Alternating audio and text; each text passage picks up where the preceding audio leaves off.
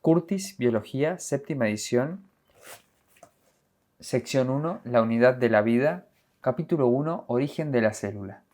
La cuestión del origen de la vida es uno de los problemas fundamentales de las ciencias naturales, dado que en tanto no sea resuelto, el intelecto humano no podrá ser capaz de comprender la naturaleza de la vida misma. Oparín. ¿A qué nos referimos cuando hablamos de vida en frases como la evolución de la vida o la vida en otros planetas o cuando comenzó la vida? En realidad no hay una definición simple de qué es la vida. La vida no existe en abstracto, no hay vida sino organismos vivos. Más aún, no hay una manera sencilla y única de trazar una línea demarcatoria entre lo vivo y lo no vivo. Nadie sabe con exactitud cuándo y cómo comenzó su existencia la célula viva. Sin embargo, el conocimiento creciente de la historia de nuestro planeta y los resultados de numerosos experimentos de laboratorio favorecen la hipótesis de que los sistemas precursores de las primeras células vivas son el resultado de un proceso espontáneo de autoensamblaje o de moléculas simples. En algún momento de la historia de este planeta, a partir de la complejización de sistemas polimoleculares, se originaron las células sencillas, capaces de producir descendientes similares a sí mismas y de evolucionar. La aparición de estos sistemas estuvo íntimamente asociado con los cambios que sufrió la Tierra. Por ello, para analizar el origen de la vida debemos conocer las condiciones a partir de las cuales estas células primordiales aparecieron. Se forma la Tierra. El universo comenzó, según teorías actuales, con una gran explosión o Big Bang. Antes de esta explosión, toda la energía y la materia presentes en el universo en la actualidad probablemente se encontraban en forma de energía pura, comprimidas en un único punto. Este modelo cosmológico propone que con el Big Bang o gran explosión, esta energía se liberó y cada partícula de materia formada posteriormente se alojó de manera violenta de toda otra partícula. Se supone que la temperatura en el momento de la explosión, ocurrida aproximadamente 13.700 millones de años, era cercana a los 100.000 millones de grados Celsius. A esta temperatura no podría existir átomos. Toda la materia estaría en forma de partículas elementales subatómicas. Estas partículas de muy corta existencia se acelerarían y colisionarían y se aniquilarían unas a otras, formando partículas nuevas y liberando más energía. El modelo propone que a medida que el universo se expandía y se enfriaba, gradualmente se formaba más materia a partir de energía. Alrededor de 100 segundos después del Big Bang, la temperatura habría descendido a 1.000 millones de grados Celsius. En este momento, dos tipos de partículas estables que hasta ese momento eran escasas habrían comenzado a combinarse. Estas partículas, los protones y los neutrones, formaron los núcleos de los átomos. Se postula que cuando el universo alcanzó unos 2500 grados Celsius, esos núcleos, con sus protones de carga positiva, atrajeron a pequeñas partículas livianas de carga negativa. Los electrones que se movían rápidamente alrededor de ellos, así se habrían formado los primeros átomos. Es a partir de estos átomos desintegrados y vueltos a formar en el curso de varios miles de millones de años que probablemente surgieron todas las estrellas y comenzaron a formarse los planetas del universo, incluidos nuestra estrella y nuestro planeta. Hace unos 5.000 millones de años, según calculan los cosmólogos, nació la estrella que es nuestro Sol. Se piensa que el Sol también se formó a partir de partículas de polvo y gases de hidrógeno y helio que formaban remolinos en el espacio entre las estrellas más viejas. Se postula que hace aproximadamente 4.600 millones de años los planetas del Sistema Solar comenzaron a condensarse a partir de los restos de gas y de polvo que giraban alrededor de la estrella recién constituida. Mientras la Tierra y los otros planetas se conformaban, la energía proveniente de materiales radiactivos mantenía sus interiores muy calientes. En esta etapa es probable que la superficie de la Tierra se hallara en un estado turbulento. Se propone que cuando aún estaba tan caliente que era casi líquida, los materiales más pesados comenzaron a reunirse en un núcleo central denso. A medida que la superficie de la Tierra se enfriaba, fue formándose una corteza externa. Se supone que la atmósfera primitiva estaba constituida principalmente por el hidrógeno y helio, pero que rápidamente estos elementos se habrían fugado hacia el espacio exterior debido a que las fuerzas gravitacionales eran muy débiles como para retenerlos. Posteriormente, a partir de los gases desprendidos por los volcanes, se habría formado una atmósfera secundaria, diferente tanto de la atmósfera primitiva como de la actual. El agua habría emanado de los volcanes en forma gaseosa, enriqueciendo la atmósfera en vapor de agua. Gradualmente, conforme descendía la temperatura, estas nubes de vapor se habrían condensado y formado los primeros océanos calientes y poco profundos de la Tierra primitiva. Comienza la vida. Actualmente se propone que es a partir de los átomos presentes en este planeta que los sistemas vivos se autoorganizaron y evolucionaron. Visto de este modo, cada átomo de nuestro cuerpo tiene su origen en la enorme explosión. En palabras del célebre estudioso catalán Joan Oró, 1923 a 2004, quien se especializó en el estudio de la síntesis de moléculas orgánicas previas a la aparición de la vida. Somos carne y hueso, pero también somos polvo de estrellas. Toda la vida que existe en el planeta habita un área denominada biosfera. Esta capa, que abarca toda la superficie terrestre, se extiende entre 8 y 10 kilómetros hacia el espacio exterior en la atmósfera y alrededor de la misma distancia hacia las profundidades del mar.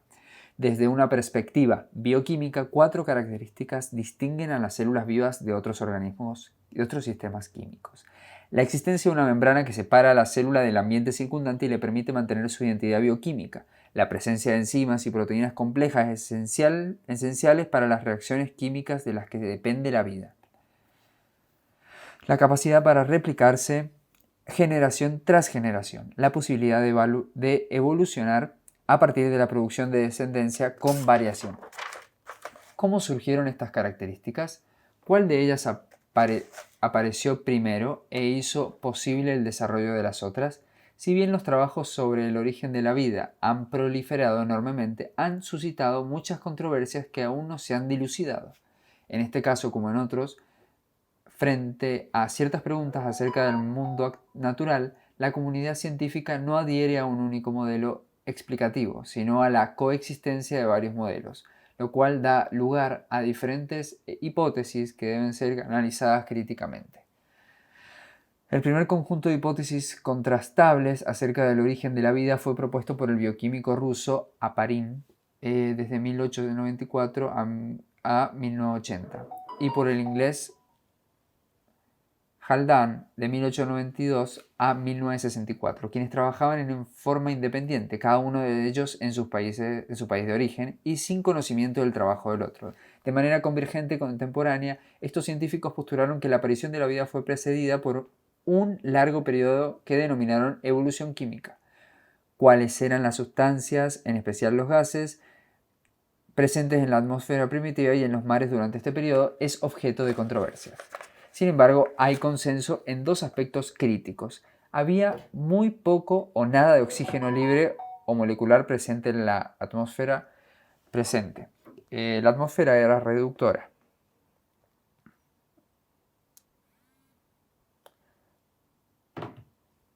Los 4 elementos, hidrógeno, oxígeno, carbono y nitrógeno, que constituyen más del 95% de los tejidos vivos, estaban disponibles de alguna manera en la atmósfera y en las aguas de la Tierra primitiva. Además de estos materiales simples, la energía abundaba en forma de calor, rayos, descargas eléctricas, radioactividad y irradiaciones provenientes del Sol. Oparin propuso que, en esas condiciones, los gases atmosféricos acumulados en los mares y los lagos de la Tierra se habrían condensado formando moléculas orgánicas. Como no había oxígeno libre, estas moléculas orgánicas no habrían sido degradadas a sustancias simples tal como ocurría en la actualidad. Debido a la radiación ultravioleta, muchas moléculas se habrían destruido y vuelto a formar, pero protegidas por el agua del océano, que actúa como un filtro para las radiaciones. Algunas de ellas habían logrado persistir. En ciertos ambientes, estas moléculas habrían quedado más concentradas, por ejemplo, por la desecación de un lago, formando pequeñas charcas costeras, y por la adhesión a superficies sólidas protegidas de la luz. En estos microambientes, las moléculas orgánicas pequeñas habrían reaccionado entre sí formando moléculas más grandes. A medida que aumentaba su concentración, diferentes tipos de moléculas se habrían acercado entre sí cada vez más, combinándose y asociándose en pequeños sistemas como consecuencia de las mismas fuerzas químicas que actúan sobre las moléculas de la actualidad. Una vez constituidos estos sistemas, la etapa de la evolución química habría dado lugar a una nueva etapa, a que Oparin denominó evolución prebiológica. De modo progresivo, estos sistemas plurimoleculares habrían sido capaces de intercambiar materia y energía con el ambiente y de optimizar en su interior la eficacia de ciertas reacciones. En los sistemas químicos actuales, ya sea en el laboratorio o en los organismos vivos, las moléculas y los agregados moleculares más estables tienden a persistir y los menos estables a desintegrarse. De igual modo, los sistemas constituidos por agregados moleculares que tenían mayor estabilidad química o mayor capacidad para duplicarse en las condiciones de la Tierra primitiva habrían tendido a aumentar su frecuencia a través del tiempo respecto a otros sistemas con composiciones menos eficientes. Este mecanismo análogo a la selección natural, al que Oparin denominó protoselección natural, habría favorecido un aumento de la complejidad que condujo a la adquisición de un metabolismo sencillo, punto de partida de todo el mundo viviente. Oparin publicó su teoría en 1924. Sin embargo, recién en 1953, el bioquímico estadounidense Stanley Miller aportó las primeras evidencias experimentales que constituyeron un fuerte sustento para la propuesta de Oparin. Los experimentos de Miller, que fueron repetidos varias veces, mostraron que casi cualquier fuente de energía, rayos, radiación ultravioleta o ceniza volcánica caliente, puede convertir las moléculas simples, posiblemente presentes sobre la superficie terrestre, en una variedad de compuestos orgánicos complejos. En experimentos posteriores realizados en distintas condiciones experimentales se obtuvieron casi todos los aminoácidos, así como las unidades constitutivas de los nucleótidos del ADN y del ARN. Pese a que existen ciertas objeciones a la composición de la atmósfera supuesta por Miller en su trabajo, su experimento es importante porque muestra que ciertos compuestos orgánicos podrían haberse formado en las condiciones de la Tierra primitiva. Quizás no en los mares abiertos como Oparin propuso inicialmente, pero sí en microambientes protegidos, con condiciones particulares favorables. La mayoría de los bioquímicos coinciden en que, dada la disponibilidad de moléculas precursoras y fuentes de energía existentes en la Tierra joven, las reacciones químicas productoras de aminoácidos, nucleótidos y otras moléculas orgánicas fueron inevitables. Cabe entonces preguntarnos por qué en este proceso no ocurre actualmente. La respuesta es simple. Las condiciones descritas por Oparin no existen ya en ninguna parte de la superficie terrestre. En la Tierra actual, las moléculas orgánicas se degradarían en presencia de oxígeno o serían devoradas por los organismos que pueblan el planeta. Además, a partir de la aparición de organismos capaces de liberar oxígeno a la atmósfera, se fue constituyendo la capa de ozono, capaz de filtrar y así disminuir las radiaciones ultravioleta. Así los seres vivos modificaron la atmósfera primitiva, los mares y cada rincón de la Tierra, lo que impidió a su vez la formación posterior de nueva vida a partir de sustancias orgánicas. En ese sentido, según palabras de Oparin, por paradójico que ello pueda parecer, debemos admitir que la causa principal de la imposibilidad de la aparición de vida en las condiciones naturales actuales reside en el hecho de que ya existe. Hipótesis alternativas sobre el origen de la vida. Oparin experimentó sus hipótesis utilizando un modelo al que llamó coacervados. Los coacervados son sistemas constituidos por distintas macromoléculas en suspensión en un fluido, sistema coloidal, que se habrían formado en la Tierra primitiva en un medio acuoso. Se han postulado modelos alternativos, entre otros el del científico norteamericano Sidney W. Fox.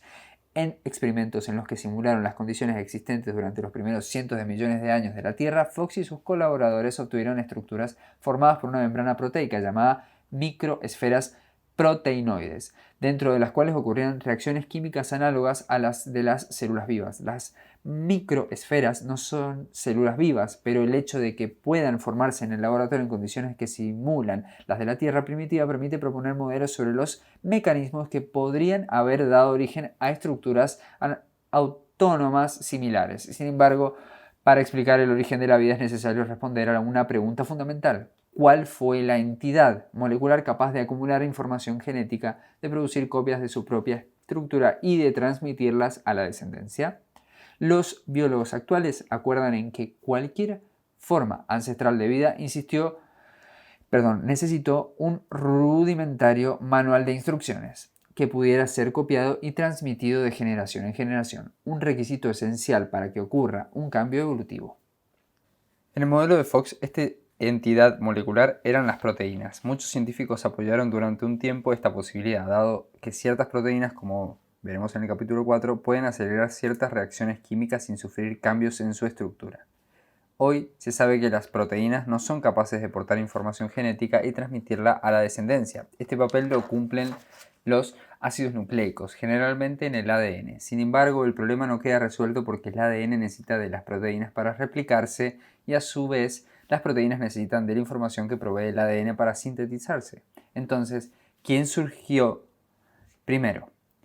Este dilema acerca de quién tuvo primicia se asimila al viejo acertijo. ¿Quién fue primero, el huevo o la gallina?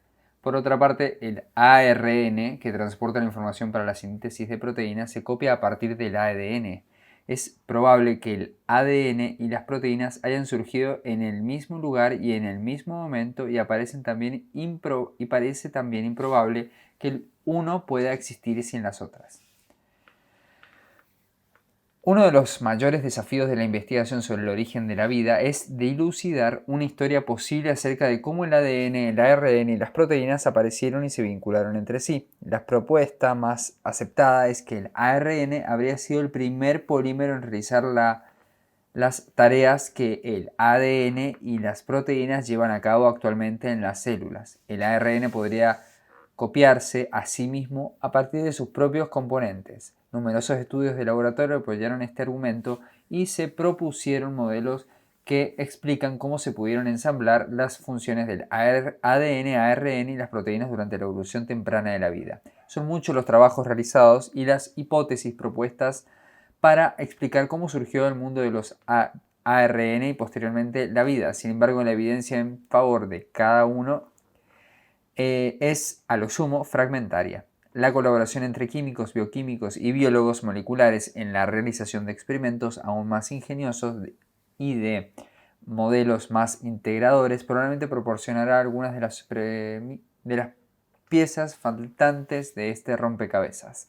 Las primeras células, algunas evidencias. Si bien no se sabe cuándo aparecieron las primeras células vivas sobre la Tierra, podemos establecer alguna suerte de escala temporal. Los fósiles más tempranos encontrados hasta el momento, semejantes a las bacterias actuales, datan de 3.500 millones de años, alrededor de 1.100 millones de años después de la formación de la Tierra. Hay también evidencias de vida incluso más antiguas, de alrededor de 3.800 millones de años, que no son fósiles de organismos, sino evidencias indirectas de su actividad química. Uno de estos indicios proviene de depósitos sedimentarios de la isla de Isua, al oeste de Groenlandia. Al finalizar esas rocas, los investigadores encontraron una proporción inesperada entre el carbono 12 y el carbono 13, los dos isótopos estables del carbono que se encuentran en la naturaleza. Los organismos vivos tienden a incorporar en forma selectiva el carbono 12, que es levemente más ligero que el carbono 13.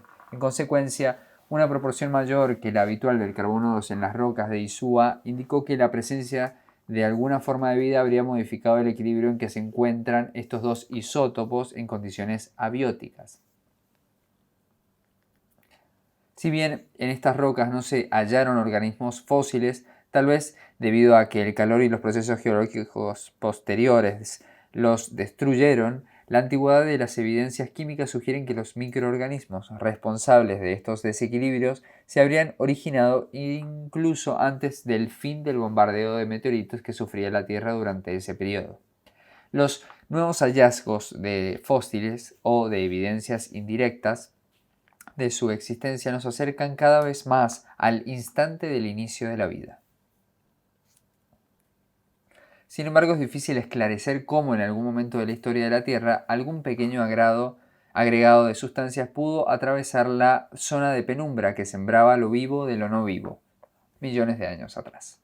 ¿Vida solo en la Tierra? Los estudios astronómicos y las exploraciones llevadas a cabo por vehículos espaciales no tripulados indican que hasta el momento que entre los planetas de nuestro sistema solar, solo la Tierra sustenta vida.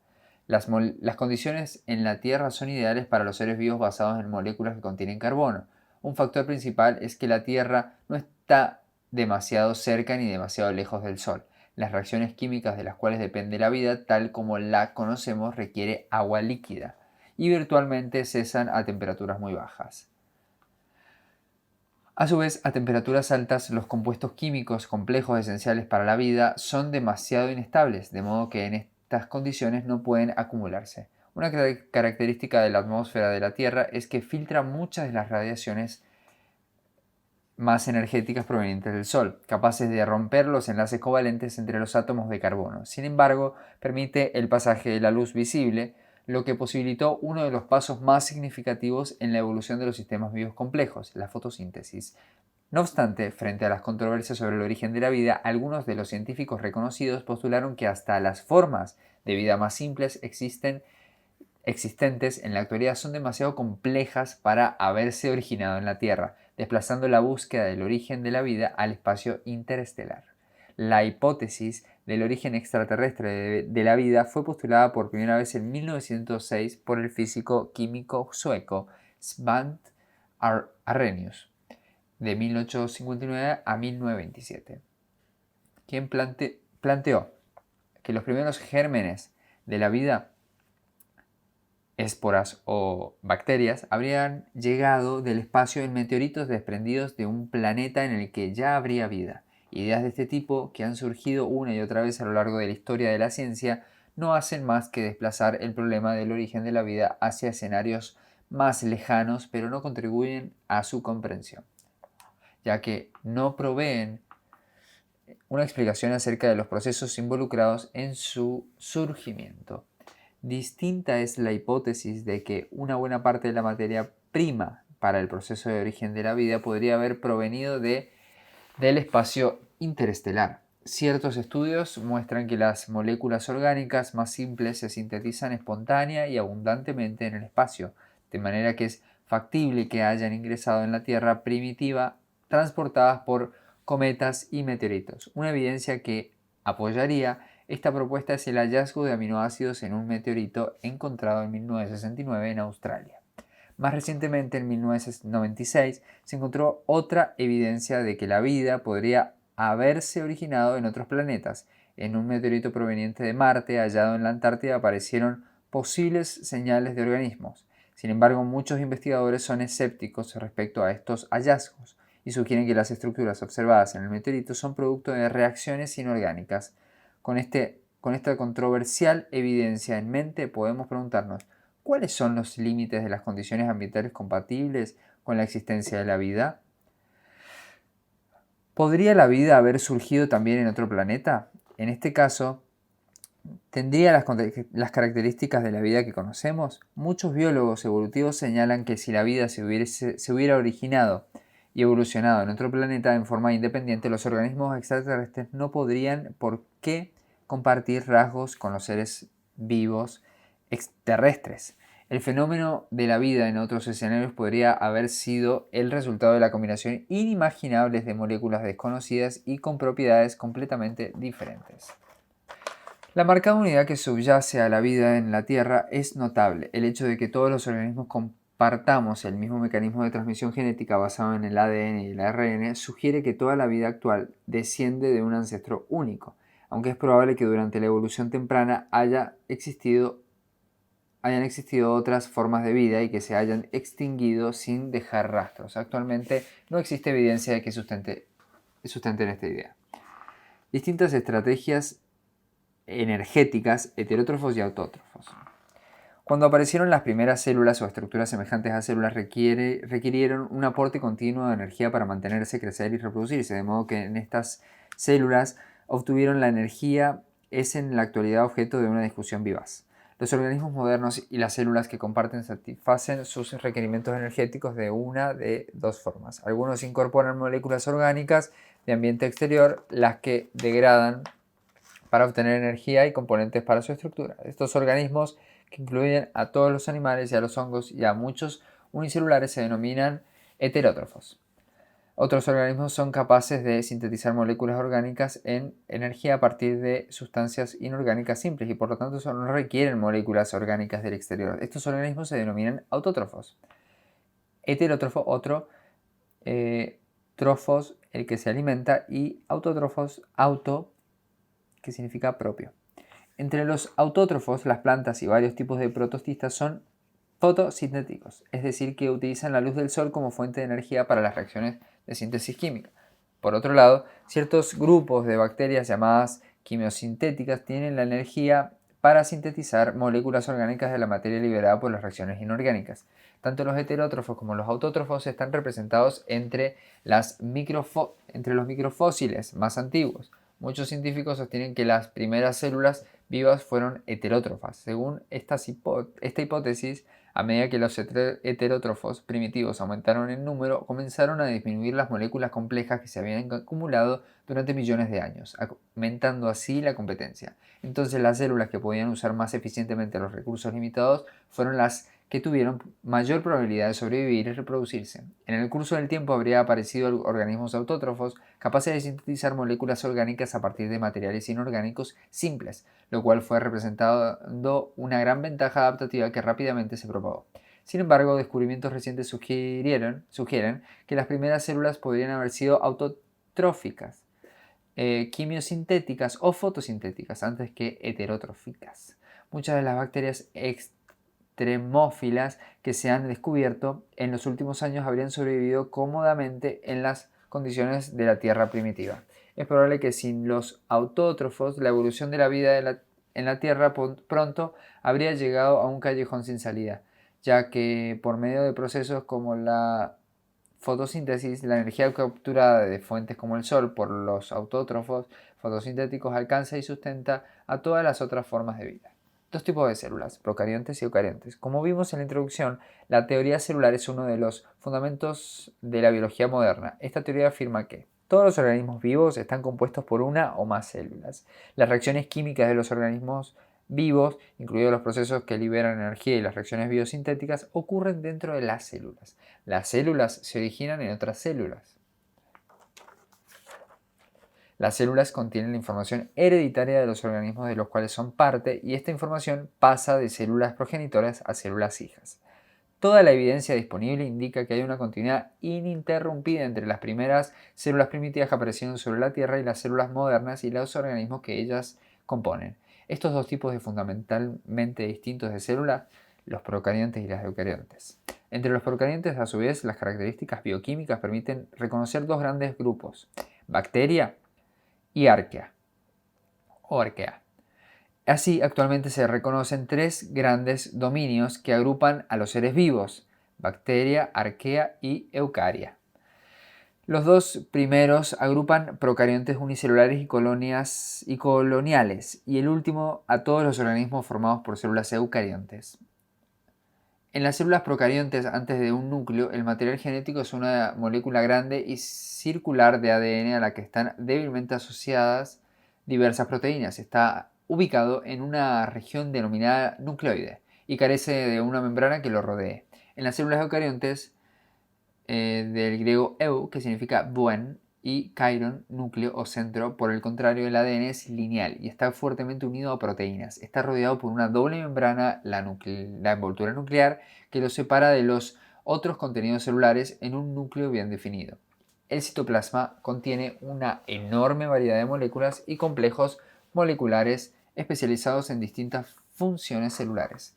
En las células eucariontes, varias funciones se llevan a cabo en diversas estructuras rodeadas por membranas, las organelas, que constituyen distintos compartimentos dentro del citoplasma. El registro fósil revela que los primeros organismos vivos eran células semejantes a los procariontes actuales. Los procariontes fueron las únicas formas de vida en nuestro planeta durante casi 2.000 millones de años, hasta que aparecieron los eucariontes. Si comparamos las células eucariontes con las procariontes, las eucariontes son evidentemente más complejas. Sin embargo, las numerosas semejanzas en su composición y funcionamiento no dejan dudas acerca de su parentesco. El origen de los primeros eucariontes en un mundo de procariontes fue una de las transiciones evolutivas principales, solo precedida en orden de importancia por el origen de la vida. Cómo ocurrió esta transición es objeto de ardientes discusiones. Una hipótesis que actualmente cuenta con un amplio grado de aceptación es que las células eucariontes de mayor tamaño y más complejas se originaron cuando ciertas procariotas se alojaron en el interior de otras células y dieron lugar en algunos casos a asociaciones estables. El origen de algunas organelas claves hace 30 años la investigadora estadounidense Lynn Margulis propuso la teoría endosimbionte. Endo significa interno, simbionte se refiere a la relación de beneficio mutuo entre dos organismos.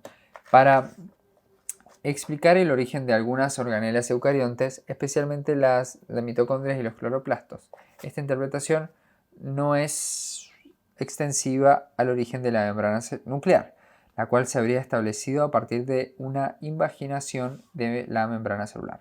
Varias líneas de evidencia sustentan la teoría endosimbiótica. Por un lado, es sugestivo que las mitocondrias contengan ADN propio y diferente del ADN nuclear, una única molécula continua o circular semejante al ADN de las bacterias. Asimismo, muchas de las enzimas presentes en la membrana celular de las bacterias también se encuentran en las membranas mitocondriales. Además, las mitocondrias solo son producidas por otras mitocondrias que se dividen dentro de la célula hospedadora. Recientemente, biólogos moleculares demostraron que ciertos genes que se encuentran en las mitocondrias tienen el mismo origen evolutivo que genes de organismos procariontes. De forma análoga, se cree que los cloroplastos se incorporaron cuando ciertos procariontes fotosintéticos fueron ingeridos por células eucariontes no fotosintéticas de mayor tamaño que ya poseían núcleo y mitocondrias. Se piensa que estas simbiosis habrían ocurrido en forma independiente en varios linajes y dado origen a distintos grupos de eucariontes fotosintéticos modernos. La mayor complejidad de la célula eucarionte la dotó de un número de ventajas que finalmente posibilitaron la evolución de organismos pluricelulares o multicelulares. Las células eucariontes son más eficientes desde el punto de vista metabólico, dado que, debido a la presencia de membranas, las funciones se reparten en comportamientos específicos, son de mayor tamaño y son capaces de llevar muchísima más información genética que la célula procarionte, suficiente, por ejemplo, para especificar los caracteres básicos de una planta de roble o de un ser humano, en busca del ancestro común. La construcción de un árbol genealógico que refleje el parentesco de los tres principales grupos de organismos actuales, bacteria, arquea, eucaria, sobre la base de los datos comparativos de moléculas complejas como el ARN que forma parte de los ribosomas, muestra que en ninguna de las tres ramas es anterior a las otras dos, aunque el registro fósil pone en evidencia el origen más reciente de las eucariontes. Los tres derivan de un único ancestro común, al que se ha denominado progenote.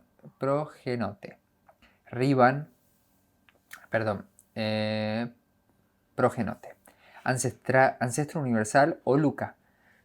Last Universal Common Ancestor. Las diferencias existentes entre bacterias arqueas y eucariontes sería el resultado de la evolución independiente de cada uno de estos grupos. Carl Woese, microbiólogo estadounidense que ha propuesto este modelo, plantea que el proceso de divergencia temprana entre las tres ramas habría ocurrido durante un periodo intenso y cambio evolutivo en el que a los cambios en la información genética, las mutaciones, se le sumaba un intenso intercambio de información genética entre distintas poblaciones celulares. Transferencia horizontal. Los orígenes de la multicelularidad. Según el registro fósil, los primeros organismos multicelulares aparecieron hace apenas 750 millones de años. Se considera que los principales grupos de multicelulares, prototistas pluricelulares, algas y hongos, plantas y animales, evolucionaron a partir de diferentes eucariontes unicelulares. Las células de los organismos multicelulares modernos son muy semejantes a las de los eucariontes unicelulares. Están limitados por una membrana idéntica a la membrana celular de un eucarionte unicelular y sus organelas comparten la misma estructura. Las células de organismos multicelulares difieren de los eucariontes unicelulares en que cada tipo de celular se especializa y lleva a cabo una función determinada. Sin embargo, cada una sigue siendo notablemente una unidad con mantenimiento autónomo. ¿Qué es la vida? Toda persona es capaz de reconocer ciertas características comunes que reúnen bajo la noción de ser vivo a un hombre, un insecto y una planta, y es capaz también de diferenciarlos del no vivo. Pero, ¿cuáles son las características comunes propias del mundo viviente? Aunque reconocibles, son difíciles de definir. Las características de los seres vivos, si hay algo que todos los seres vivos comparten, es una historia evolutiva que se refleja en cada una de las características y permite diferenciarlos de aquello que no está vivo. Los fundamentos de la biología moderna incluyen no solo la evolución, sino también otros principios que subyacen a los procesos evolutivos y que se encuentran tan bien establecidos que los biólogos raras veces los discuten. Estos principios, al igual que la evolución, se expondrán con mayor detalle a lo largo de este texto, pero deben tenerse en cuenta desde el inicio, ya que son los pilares de lo que llamamos vida. Los seres vivos, una organización jerárquica. Los seres vivos son sistemas altamente organizados y complejos. Uno de los principios fundamentales de la biología establece que los seres vivos obedecen a las leyes de la física y la química, pero el análisis de los organismos está constituido por los mismos componentes químicos, átomos y moléculas que los objetos inanimados. Son sistemas integrados cuyas propiedades distintivas exceden a las que resultan de considerar la suma de esos átomos y moléculas individuales. El nivel de organización más simple de la materia es el subatómico. En este nivel se encuentran principalmente los protones, los neutrones y los electrones, que constituyen los átomos. En un siguiente nivel, los átomos individuales forman moléculas. El nivel molecular contiene los niveles atómico y subatómico y moléculas más complejas o macromoléculas formadas a partir de moléculas simples. Las interacciones entre los componentes de un nivel dan lugar a propiedades nuevas y diferentes de las que caracterizan el nivel anterior. Por ejemplo, a temperatura ambiente, aproximadamente entre 18 y 30 grados centígrados. El oxígeno y el hidrógeno son gases. El agua, molécula compuesta por hidrógeno y oxígeno, es líquida a estas temperaturas y tiene propiedades muy distintas de las de cada uno de estos gases. En un nuevo nivel de organización surge la propiedad más notable de todas, la vida, en la forma de organismos unicelulares o multicelulares, como establece la teoría celular. Todos los organismos vivos están compuestos de una o más células. Este concepto es de gran importancia en biología porque coloca el énfasis en la uniformidad básica de todos los sistemas vivos y así provee un fundamento a las similitudes encontradas en una amplia diversidad de organismos. Las células vivas especializadas se organizan en tejidos como el epitelial, conectivo y nervioso, los que a su vez pueden constituir órganos como el hígado, el tracto intestinal o el cerebro humano que presentan un grado extraordinario de complejidad. Sin embargo, el cerebro es a su vez parte de una entidad mayor, el sistema nervioso, con nuevas propiedades que a su vez dependen de las del cerebro. El organismo individual no es el nivel último de organización biológica. Como veremos en la sección 8, los organismos interactúan y así constituyen parte de un sistema más vasto de organización, las poblaciones. Estas, a su vez, constituyen las comunidades que forman un ecosistema. El último nivel de organización, la biosfera, comprende no solo la gran diversidad de plantas, animales y microorganismos y sus interacciones mutuas, sino también las características físicas de ambiente del propio planeta. En periodos largos, estas interacciones dan lugar al cambio evolutivo. En una escala de tiempo más corta, determina la organización de comunidades de organismos vivos que encontramos a nuestro alrededor. Los seres vivos, sistemas abiertos que almacenan y procesan información. Otro rasgo fundamental que caracteriza la vida es que los seres vivos intercambian materia y energía con el medio externo funcionando como un sistema abierto. Las sustancias que ingresan en un organismo se incorporan a una red de reacciones químicas en las que se degradan o se utilizan comunidades para la construcción de compuestos más complejos. Los organismos vivos son expertos en la conversión energética. El conjunto de reacciones químicas y de transformaciones de energía, incluidas la síntesis y la degradación de moléculas, constituyen el metabolismo. Otra capacidad crucial para la vida es que los organismos son capaces de mantener un medio interno estable dentro de ciertos límites a pesar de que intercambian materiales continuamente con el mundo externo. Su composición química es muy diferente del ambiente que los rodea. Esto es posible por el fenómeno de homeostasis. Los seres vivos son homeostáticos, es decir, se mantienen relativamente estables.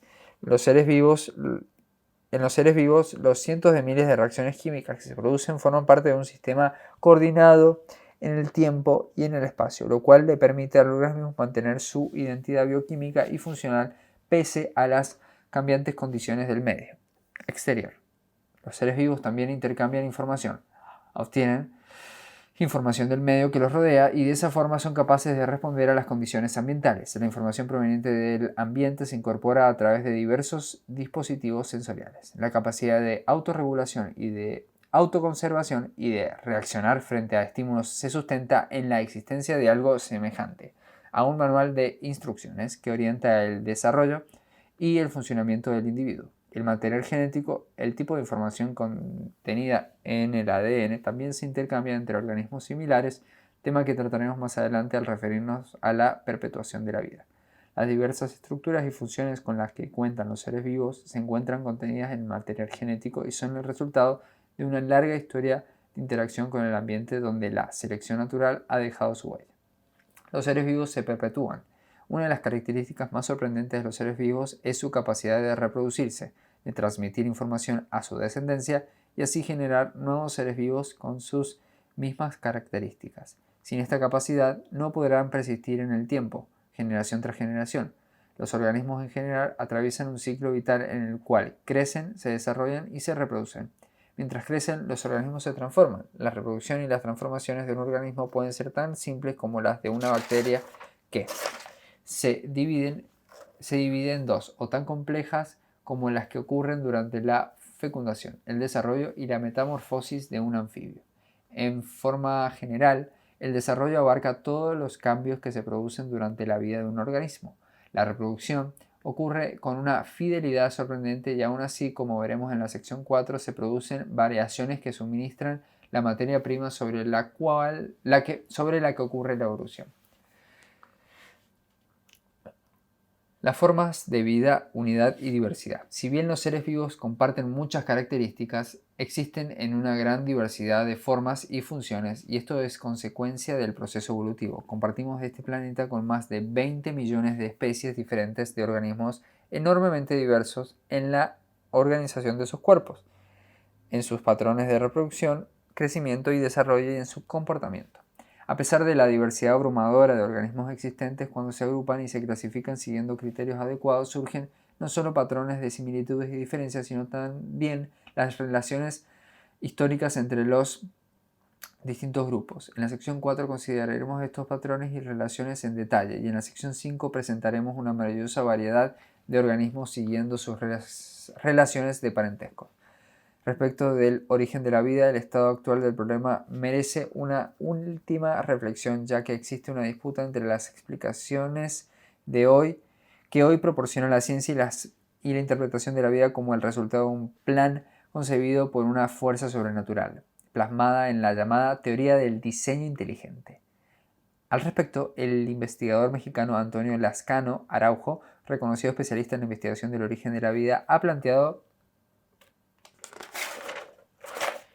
recientemente: por más imperfecto que sea el actual marco de interpretación de la evolución, es simplemente rico como para que no se requiera apelar a concepciones sobrenaturales o religiosas tales como la propuesta por el enfoque de diseño inteligente. Que las evidencias científicas sean incompletas no constituye una evidencia a favor del creacionismo.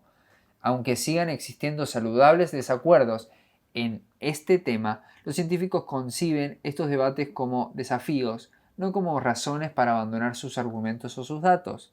El hecho de que actualmente sea posible reconstruir el origen de la vida, aunque sea con una precisión imperfecta, es una buena causa para celebrar. Se trata de logro intelectual de primer orden que ilumina una de las preguntas existenciales fundamentales.